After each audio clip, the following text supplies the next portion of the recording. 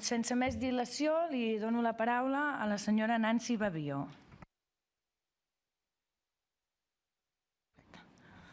Muchísimas gracias, señora presidenta de la Comisión de Salud, señores y señoras parlamentarios, buen día.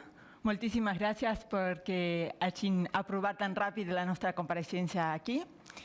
Me omple de goig presentar-vos en nom del Codinucat com a presidenta d'aquesta institució la tasca que fem, qui som, d'on venim i què podem aportar a vosaltres. Em dic Nancy Bavío, soc argentina, he estudiat a Buenos Aires, a la Universitat de Buenos Aires, m'he doctorat a la Universitat Rovira i Virgili, on treballo com professora i investigadora des de fa gairebé 15 anys. Tot i així, fa gairebé 15 anys que visc i treballo a Catalunya, encara el meu accent argentí és el que és. O sigui que us demano disculpes per el meu accent català argentí. Bé, la meva compareixença aquí és per dir-vos que som una inversió en salut. Els dietistes nutricionistes som una inversió en salut. I mireu aquestes dades, segur que les coneixeu millor que jo. Gairebé 300 euros por cada un de nosaltres se destina a la despesa farmacèutica. Aquestes dades són principalment per 3 malalties: la diabetis, la hipertensió arterial i la dislipèmia, o el colesterol elevat. Aquestes malalties són malalties cròniques. Això vol dir que durant molt de temps tindrem aquesta despesa sanitària. I si això no, s'incrementa. Aquestes dades són molt importants perquè aquestes malalties són cròniques i són els principals factors de risc cardiovasculars. Com sabeu, les malalties cardiovasculars són la principal causa de mort. La primera causa de mort no només a Catalunya, sinó al món. Per la qual cosa hem de fer alguna cosa. I per això hi som aquí. Bé, abans d'entrar en matèria, m'agradaria fer 5 cèntims d'on venim i qui som. Aquesta titulació en aquest país és molt nova. Jo tinc més de 20 anys de graduada perquè no vaig estudiar aquí. Va començar la titulació a l'any 93 com a títol propi, quan 3 universitats de tot l'estat se van llançar a fer aquesta titulació. Però no va ser fins a l'any 98 que el Consejo de Ministros va aprovar la titulació oficial universitària. Però ja hem arribat a la majoria d'edat i crec que podem fer moltes coses junts. Actualment, a Catalunya hi ha 5 universitats que imparteixen aquesta titulació. 5 universitats catalanes que cada any graduen gairebé a 300 col·legiats.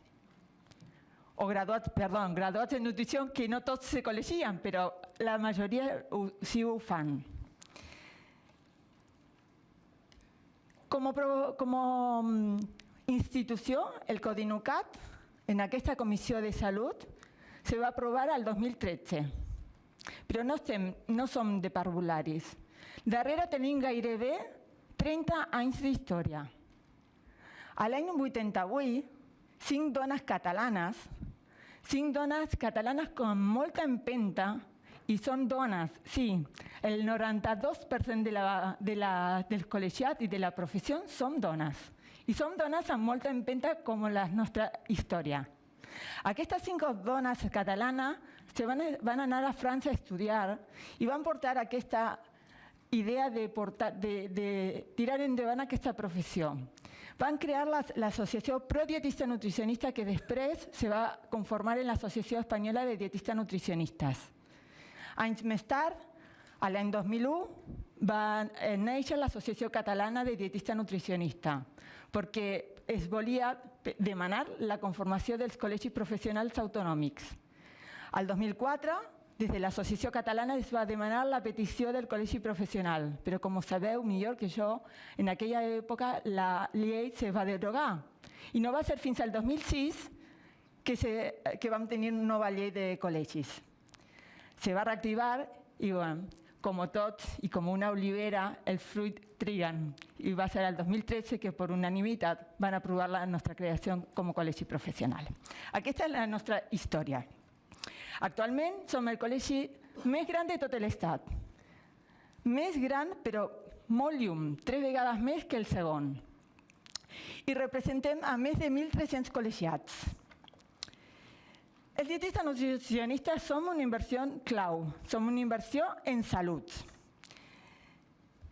Treballem en molts àmbits, com podeu veure, de més a menys. Estem principalment en la consulta privada, estem en la restauració col·lectiva, en els hospitals de tot Catalunya i som capdavanters en tot l'Estat.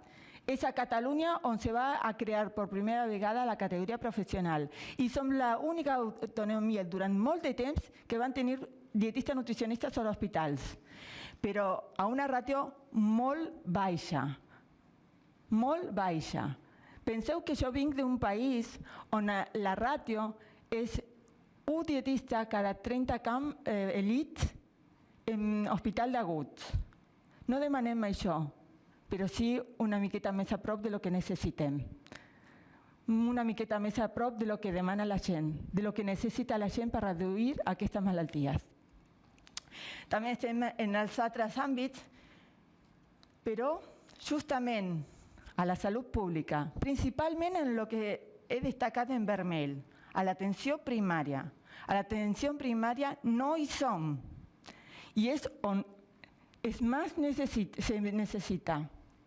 És justament, si sabeu, l'informe d'enguany ens diuen que més del 70% i gairebé el 80% dels catalans utilitzen el principal recurs, que és l'atenció primària. I justament és l'atenció primària on s'ha de promoure la salut. És l'atenció primària on hem de prevenir aquestes malalties. És l'atenció primària on podem engegar projectes per reduir aquestes malalties. I ahí no hi som. L'alimentació és clau per la salut. I com sabeu, aquestes malalties cròniques com l'obesitat, la diabetis, la hipertensió arterial i alguns tipus de càncer, aquestes malalties cròniques que, com us he dit, són les que porten una despesa en fàrmacs, però no només en fàrmacs, en visites al metge, en ingressos hospitalaris, són justament unes malalties que se poden prevenir, perquè els arrels d'aquestes malalties són uns hàbits i un estil de vida no saludable, entre les quals estan les dietes no saludables. I justament són factors modificables. Però per això es necessita un tractament individualitzat. I el dietista nutricionista no hi som a l'atenció primària. Els dietistes nutricionistes estem principalment a l'atenció privada. Però no només és l'estil de vida. Sabeu que hi ha uns determinants socials de salut i que justament les persones socialment desfavorides són les que tenen menys formació. I sabeu que justament la prevalència de sobrepès i obesitat, o sigui, l'excés de pes, és superior en aquest grup. Són justament les persones més desfavorides les que tenen més prevalència d'obesitat i sobrepès. I el sobrepès i l'obesitat és la que porta les comorbilitats associades, que són la hipertensió arterial, la diabetis tipus 2 i el colesterol elevat. I són justament aquest grup que no poden optar al tractament dietètic individualitzat, perquè no poden optar a la consulta privada. L'alimentació és clau per la salut i no lo diem des del Codinucat, no lo dic jo, lo diu l'Organització Mundial de la Salut, que 6 dels 10 factors de risc més perjudicials per la salut estan directament relacionats amb la salut, amb l'alimentació. nada més ni nada menys que més de la meitat dels 10 factors estan relacionats amb l'alimentació. O sigui, són prevenibles. Aquests factors són la hipertensió arterial, el consum d'alcohol, el colesterol elevat, la deficiència de ferro, l'excés de pes i la diabetis. 3 d'aquestes malalties que hem començat aquesta xerrada dient que són les que més porten la despesa en fàrmac. I les dades respecte a la seva prevalència a Catalunya lo podeu veure aquí. Entre sobrepès i obesitat hi ha gairebé 50%. 50% dels catalans tenen excés de pes. O sigui, 1 de cada 2 de nosaltres tenen excés de pes. 1 de cada 2 catalans tenen més factors de risc cardiovasculars. Penseu, 1 de cada 2 tenim més risc de patir una malaltia crònica que nos poden portar a la major mortalitat, que és la mortalitat cardiovascular. 1/4 de la població dels catalans gairebé té hipertensió arterial, gairebé el 21% colesterol elevat. Aquestes xifres ja nos diuen i nos justifiquen la despesa sanitària que tenim. La diabetis està al voltant del 7%. O sigui que hem de fer alguna cosa si no volem continuar tenint aquesta despesa sanitària.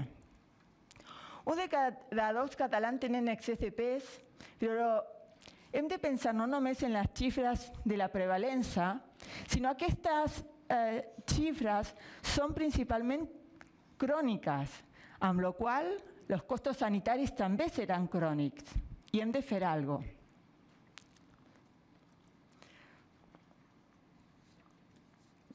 Perdó. L'alimentació és clau per la salut. I ara parlem de la infantesa.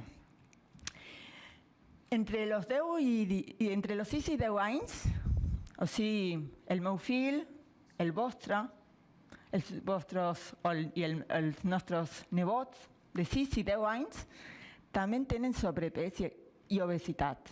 Mireu les dades. Gairebé també 1 de cada 2. El 42%, més del 42%, tenen excés de pes. I són nanos. Què les espera? Al llarg de la història s'ha vist que cada vegada tenim més esperança de vida. Però ara, per primera vegada en la història, els infants d'ara viuran menys que els seus pares. Això és molt greu, no creieu? Aquestes xifres ens han de fer reflexionar. Hem de fer alguna cosa si fem tot per als nostres fills. Això porta que 30 anys avancen aquestes malalties que us acabo de mencionar, avancen 30 anys, per la qual cosa aquesta infantesa tindran menys temps de vida, però més temps de viure sense malaltia, perquè ja la tenen. L'alimentació és clau per la salut. Un abordatge dietètic és essencial per la promoció de la salut, en la prevenció i en el tractament d'aquestes malalties cròniques. I torno a dir-vos que no lo dic jo, no lo diu el Codinucat, lo diu l'Organització Mundial de la Salut. Nos diu que la prevenció de l'obesitat i de les malalties cardiovasculars és una prioritat de salut pública. I és justament a la salut pública, és principalment a l'atenció primària on no hi som. Recomenen, en aquest informe recomenen el control mitjançant un tractament integral, multidisciplinari, i justament destaquen la presència del dietista nutricionista, que és el que estic dient aquí a vosaltres. Per això, els dietistes nutricionistes són una inversió en salut. I si encara no l'he convençut, doncs ara us demanaré o us explicaré dades d'evidències científiques, dades que nos demostren, però de casa nostra. No sé si coneixeu l'estudi Predimed, on vam treballar més de 50 dietistes nutricionistes i investigadors, d'entre les quals tinc la sort també de formar part. Aquest estudi és un estudi que és l'acrònim de prevenció amb dieta mediterrània. Sí, amb dieta mediterrània, dieta de casa nostra.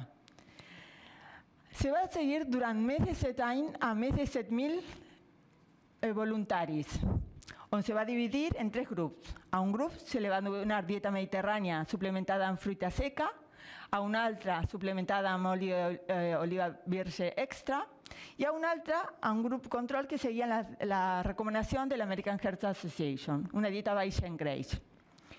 I què vam demostrar? Justament amb la intervenció nutricional, juntament amb la intervenció de dieta mediterrània, es va demostrar una reducció del 30% de les malalties cardiovasculars i de la mortalitat per aquesta causa. Aquesta xifra del 30% és la mateixa xifra que fa les estatines. Les estatines, la medicina que se fa o el fàrmac per al colesterol elevat, per a prevenir les malalties cardiovasculars. O sigui que és amb dieta de casa nostra, amb les verdures i la fruita de Lleida, amb l'oli d'oliva de les alberquines de la nostra terra, amb la fruita seca, amb les avellanes de Reus, on visc. És dieta mediterrània. Però també hi ha dades en altres països. A Nova Zelanda nos demostra que per cada dòlar invertit justament en tractament dietètic s'estalvia més de $6. I si veiem altres xifres d'aquí al costat, a Holanda, nos diuen que per cada dòlar invertit en tractament dietètic nos estalviem 4.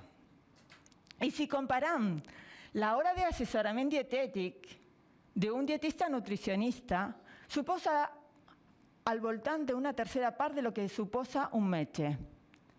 Però el metge té altra feina, no és la seva feina el tractament dietètic. I en 10 minuts, gairebé en 7, no poden fer tractament individualitzat. El més fàcil és donar una medicació. Per això necessitem que penseu que som necessaris, som una inversió de salut. Els dietistes nutricionistes som clau a l'atenció primària per a l'estalvi econòmic, no només de fàrmacs, com us he dit, de visites al metge. Justament la gent que pateix aquestes malalties són les que més utilitzen aquests recursos i són principalment les que ingressen a l'hospital per aquestes malalties o més agreujades. És fonamental la incorporació del dietista nutricionista a l'entorn de salut pública, vinculat a los projectes comunitaris, tot i que hi ha algunes, no és lo suficient. El futur, senyores i senyores, passa principalment per la promoció d'estils de vida saludables, que redueixen principalment aquestes malalties cròniques. Però bé, som necessaris, però som necessaris també en altres àmbits. Hem de destacar que d'uns anys cap aquí, tota la població està molt sensibilitzada amb l'alimentació. Sí? I què ha passat? Doncs que han aparegut gurús, intrusos de la professió, falsos especialistes que donen alguns missatges no basats en les evidències científiques. Els dietistes nutricionistes no fem miracles. Treballem responsablement seguint l'evidència científica i basats en un codi deontològic. El nostre mètode de treball és això. Treballem responsablement justament per la salut. I aquests intrusos i falsos especialistes moltes vegades utilitzen els mitjans de comunicació per donar missatges falsos. Per què? Perquè justament juguen amb la desesperació de qui perd la salut, amb la por, i creuen en aquests miracles. La stèvia cura la diabetis, la xarop cura el càncer, o si tenim el dit més gran, l'anular més gran que l'índex, hem de treure el gluten. Sí, nos reiem. Però aquesta passa en els mitjans. I el més greu és que moltes vegades li donen cabuda els mitjans públics. Sí? Aquests missatges causen un dany molt important a la població i són també responsables d'aquesta despesa sanitària. Per tant, des del Codinucat, juntament amb més de 15 entitats, entre les quals hi ha associacions de malalts, una d'elles és l'Associació de Celíacs, diversos col·legis professionals de l'àmbit sanitari i societat científica hem engegat una iniciativa que ara us vull compartir i estem elaborant un manifest que després de les vacances sentiran notícies i és en defensa de la ciència de la salut protegint la salut pública i us demanem el seu recolzament i demanem justament perquè aquests intrusos i falsos especialistes, però no només de la nutrició, perquè hi ha alguns que parlen de neurologia, parlen de psicologia y no son especialistas o se hacen pasar por una falsa especialitat que no existeix. Us demanem en aquest manifest 3 punts claus. Un, que els mitjans de comunicació no donen cabuda a aquests falsos especialistes, que utilitzen fonts fiables d'informació, que les universitats verifiquen rigorosament els seus títols propis, els continguts dels títols propis que moltes vegades no s'adonen, i que les autoritats competents engeguin les actuacions principals i corresponents en contra d'aquestes pseudociències. Espero haver-los convençuts i aquestes són les conclusions finals. El dietista nutricionista pot contribuir decisivament a millorar la salut de la població, especialment a reduir les malalties cròniques. Ha de tenir un lloc destacat en l'equip d'atenció primària. El dietista nutricionista és un professional amb capacitat científica, acadèmica i reconegut legalment que necessita el suport de l'administració per ajudar a erradicar aquests falsos especialistes que acaben generant importants despeses sanitàries. El Codinucat queda a vostra disposició. Per acompanyar-vos amb les accions de l'àmbit de salut. Amb el Codinucat podem treballar de la mà justament de l'administració en projectes de promoció de la salut, de la prevenció i del tractament d'aquestes malalties. Perquè els dietistes nutricionistes som una inversió de salut i el Codinucat està compromès amb la salut dels ciutadans de Catalunya. Moltíssimes gràcies per la vostra atenció. Moltes gràcies, senyora Nancy Bavío.